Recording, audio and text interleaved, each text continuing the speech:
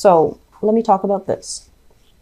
This is a card where we are pretty much on top of the world, when it comes to our professional life, okay? Getting a lot of positive recognition, getting a lot of work done, getting a lot of clients, or even being thrust into a position of power. When it shows up in the reverse position, it could feel kind of like the opposite of it, where we have to work under the dictates and the mandates of somebody else, somebody that might be a little bit difficult, somebody that might be a little bit more like, a bottom line type of a person, and that doesn't really care about human interactions, that doesn't really care about the individual needs in a corporation. They're very professional, but they're also can be very stifling or a little bit dogmatic to work under. And as a freedom loving sign, you might have somebody who's micromanaging you and you absolutely, you don't care for it. And then I'm also feeling as well, there might be some systemic or some structural barriers to you getting promotions, to you getting, some type of recognition for the work that you're contributing to this company, this organization. And so what I'm feeling here is many of you have been stuck in this work environment and you're just like, I need to make a change. But for whatever reason, I feel like it could be, just a practical decision that you're making from your end. This job pays well. I'm going to stick in it, or I'm going to stick through it. It couldn't get any worse. And then, gradually it does. And so I would really urge you, how many times have you told yourself that I'm going to leave when things get worse, and then things do get worse, and you're just like, I'm going to ride it out for another few weeks or another few months, and then you don't really budge, you don't make a move, okay? I feel that if you've been compromising in this work environment, it's time to make a move, it's time to leave, and it's time to kind of, I want to say, see it for what it is, not what you feel that it could be. Look at it for what it is, for the reality of it, rather than, through your happy-go-lucky lens where you feel like, I'm going to ride it out for another few weeks. I'm going to ride it out for another few months. Maybe it's going to get better. While you're doing that, opportunities are slipping you by because I feel like you're being urged. You're kind of like being pulled or urged out of this environment, okay? I'm also sensing as well, there's this frustration overall when it comes to work and finding work and maintaining work that you are really proud of. So we have here the Three of Swords, and I feel this energy, usually it comes through in a way where you have a lot of skills, a lot of work experience. And many of you have spent your life jumping around from different, positions. So you might be very, very good at sales. And then you jump around, you did office management, and you were also very good at that. And then you jumped around, you did contracts. So you had like a myriad of skills and expertise under your belt. And so because you're jumping around while your peers, while your friends are, stuck in one job, building their resume, building up their skills, and honing down on specific skills, they're able to get ahead because they're kind of locked into a very, I want to say like a linear professional development track.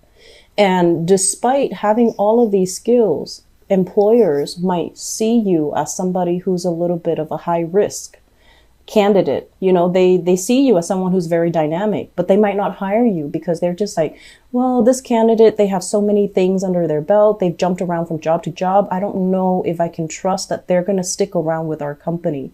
So I feel like that might be one of the obstacles, one of the barriers that you have to somehow overcome when you're looking for work. So if you're ever invited on an interview and then at the end they tell you, is there anything else that you want to ask or anything else that you want to let us know? This is the time to speak up. This is the time to say, I know that based on my resume, I'm not a traditional candidate, but I have all of the wisdom and all of the skills and all the leadership qualities and things like that you definitely should consider. So that's the time where you throw that in, where you kind of explain yourself, where you make yourself a lot more relatable, where you tie in all the disparate job experiences that you have and how that contributes to the person that you are, full of wisdom, full of power, and someone who is a lot more flexible. Okay. So I feel a lot of frustration here for people when it comes to finance, when it comes to employment, when it comes to like feeling a little bit frustrated. And I almost want to say like you're beating yourself up because you're comparing yourself to other people who might have graduated from the same school, who might have been in the same profession as you, who might have started, at the same time you started. And you're looking at their life right now and you're just like, why am I not able to climb that ladder? Why am I not able to get ahead? Okay. So that's one area where I feel like you want to create a narrative, create a story for yourself so that you can tell others. And I feel that it's going to create a major breakthrough when it comes to job interviews, when it comes to presenting yourself in a manner where you don't have to be apologetic for all the things that you've done. You just need to own up and stand firm and talk about how those experiences strengthen you as a candidate, or how those experiences have strengthened your ability to resolve conflict, to look at the big picture, and to be very, very firm in your beliefs, or to be very, very firm in your position. Okay, so that's going to go a long way. So exude confidence. Don't be apologetic. Exude confidence when you're trying to get that job interview, when you're trying to present yourself like this. Okay. Let me talk about the relationship sector because that is coming out. Many of you are financially tied up with another person, and I feel it is a relationship partner. The relationship doesn't feel to me to be entirely, I want to say positive and right for you. I mentioned before, you have a partner that is draining your financial resources. Okay. So this is the month where you're getting some ideas, you're getting some hints. And I feel like people around you might be kind of, it's almost like you're hearing things, people are not talking to you directly, but you're singling out conversations or snippets of conversations from other people around you. It's not that you're purposely eavesdropping. These pieces of information are divinely guided to enter so that you can figure out what you need to do. I do feel here some of you are financially dependent on a relationship partner, and you've wanted to dissolve that marriage contract for quite some time. And you're not able to do it because you fear the unknown. You fear, this financial instability. If I leave this relationship, I'm going to be dealing with a lot of financial instability. I'm going to be on my own. I'm going to have to, take care of all of these obligations. How am I going to be able to do it? And then I feel like for others of you who might have broken free from this, broke away from this very toxic relationship, you're trying to find yourself. You're trying to find your footing. You're trying to figure out where you stand. The bills are piling up and you're not really sure what to do. And, reach out to people around you, family members, to weather through a rough time. They're going to be understanding. But either way, I do feel that, the extraction needs to happen. You got to break yourself free in order for you to find your footing, in order for you to stand firm, and in order for you to start to rebuild. I feel like the Scorpios, I just did the reading for Scorpios, and both of these cards fell out for Scorpios. And what that denotes to me was they're breaking free. They're at a point where they have broken free recently. And the rebuilding process for them, it might have lasted like 3 years, the past 3 years. And for you guys, many of you are starting to see this and you are going to break free. And the rebuilding process, it doesn't happen overnight. It doesn't just automatically happen. Things don't drop on our lap. We need to be very firm about where we stand first. We need to be alone to really think about what's my next step? What have I done in the past that didn't work? And where do I need to realign myself? Where do I need to leapfrog to so that I can find something else that works? And I'm also sensing as well, this is also a toxic business relationship partner where one party was completely dependent on the other to kind of keep things afloat. And things are just not working out. And I feel like it's on its way out. It's on its way out, moving into your past. But you need to make some major decisions here about whether or not this is worth it anymore. And are you capable of just doing things on your own? Okay. There's a big element here of free will. We don't have a lot of major arcana cards, only 3 of them. But the way that they fall out, it's all about, getting to know yourself with this Hermit card, knowing about, where you've been, where you need to go, and what you need to do in this moment in time. And it's all about your will, exerting your will into your environment so that you can get what you need. Okay. It's not about being pushy, but it's just mainly about taking action and being very decisive about the decisions that you make, and don't waver, don't doubt yourself. And then we also have this as well, breaking free from bondage and allowing yourself to kind of own your life again, re-own your life, or, reinvent your life.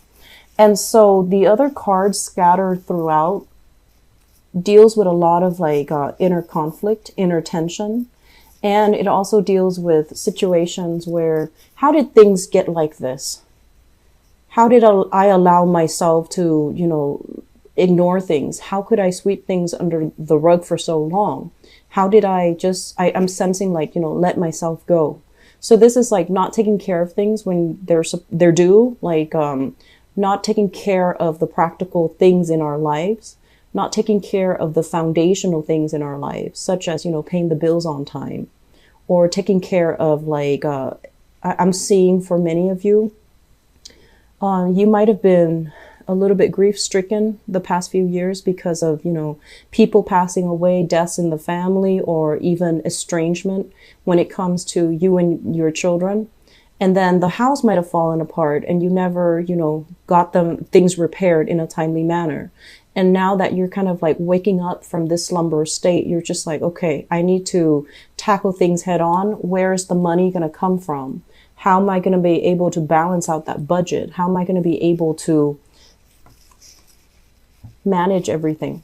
So Sagittarius, I'm not going to lie, the month feels to me to be a little bit challenging. I definitely feel that you can handle it. There's a lot of Wands energy, which is fire, which basically deals with your drive and your ambition. And I feel like your drive and your ambition, your motivation needs to come back in, and you need to really come face to face with some things that you've been sweeping under the rug, and then you need to make a move, okay? Free will is highly indicated for this spread. So if you channel your free will, if you figure out how can I extract myself, it's going to make all the other steps a lot easier. And then I'm also sensing as well, we have you kind of flirting with the idea of self-employment, creating a home-based business, building something from the ground up, or you have already done this and you're waiting for things to come to fruition. And while it's coming to fruition, rather than, injecting it with positivity and just confidence, I feel like you're doubting yourself. Am I good enough? Am I capable? Am I going to be able to do it? Am I going to get clients? Am I going to be able to thrive? Do I need to hire people to market for me? Can I handle this on my own, or do I need to take on an apprentice? So there's a lot of questions, and I feel like it's stemming from that self-doubt. Am I good enough for it? Am I good enough to be able to see it come to fruition? Am I doing the right things? And so you have a lot of skills, Sagittarius. You have a lot of skills. This is not the month where you can doubt yourself, okay? And I honestly feel that all of these things do come in around the solar return so that we can straighten them out, so that we can have a good birthday time, so that we can reorient ourselves. It's also the end of this year. And for many, many, many signs, this year is very, very fast. It's a number 1 year. So life accelerates and you're kind of catching your breath, trying to keep up with the changes, trying to keep up with the pace of it. And I feel like this is the year that might have caught you kind of by surprise, because things are moving and happening so fast. And it's like you're still trying to find your bearing, and you're still I'm not ready yet. I need another few weeks. I need another few months. And so you know, life will slip you by while you're napping, while you're dozing off, while you're sweeping things under the rug, while you're dealing with grief too. Unfortunately, it's going to slip by. And so the major theme here is exert that free will. Exert that free will. Try to reorient yourself. Trying to get yourself back on track. Okay. There's one last message that is coming here. And let me talk about these two cards. This is a card about disputes. Okay. Dealing with people that refuses to conform to other people's opinions of them. Okay. So this is a very rebellious type of energy. And I do feel that for some of you, if you have children, children are going to be a handful. They have always been a handful because, you know, by the nature of your parenting style, I feel like it's not like I'm saying this is your fault, but by the nature of your parenting style, you've raised children that are very independent. You value the fact that, you know, you always emphasize that they need to take care of themselves, that they need to think for themselves. And as a result of it, they're very independent. And that's a great thing. That's something you should be proud of. You like that they can take care of themselves. You like that they're successful. You like that they can, you know, make their mark in the world. But when this sense of independence is kind of directed your way, where they don't listen to what you have to say, where they don't feel like where they feel like they're just naturally rebellious against what you have to say or your intrusion into their lives, it can feel a little bit painful. And so my advice here is we can't control what other people do. We can't control what other people believe. And so pick your battles, okay? If you want to maintain that peace and harmony, maybe both parties need to soften up. Maybe both parties need to stop stepping on each other's toes. And maybe both parties need to, you know, just back off. I'm also seeing this energy playing out in your work environment where you're dealing with rebellious co-workers, where you might have trainees. I'm seeing like, you know, trainees, people that are still in training. And there isn't like a common, I want to say like, there isn't a one procedure to do something. People are going to do things their own way. And so it's really important to kind of ease off and not micromanage, okay? You're not much of a micromanager, so this might be happening to you. But I feel like telling another person, if you feel like you're being micromanaged, if you feel stifled, if you feel like someone is constantly breathing down your neck, you need to tell them, hey, I like it if I can figure things out on my own. That way, I learn it the right way. If you tell them something like that, they're going to ease off you and they're just going to back off, okay? And then with this card, the Nine of Wands, this is continuing to fight in a situation, confronting a situation, getting a break from the conflict, but then having to resume the conflict. And this guy, he's very battle weary. He's hurt. He doesn't want to do it anymore. And there's this sense of him like he's functioning on adrenaline and he's still a little bit scared, okay? When it shows up in the reverse position, it's like, don't beat a dead horse. Whatever's not working, don't do it anymore. Find something else. Remove yourself, extract yourself, and, you know, move on to something more, okay?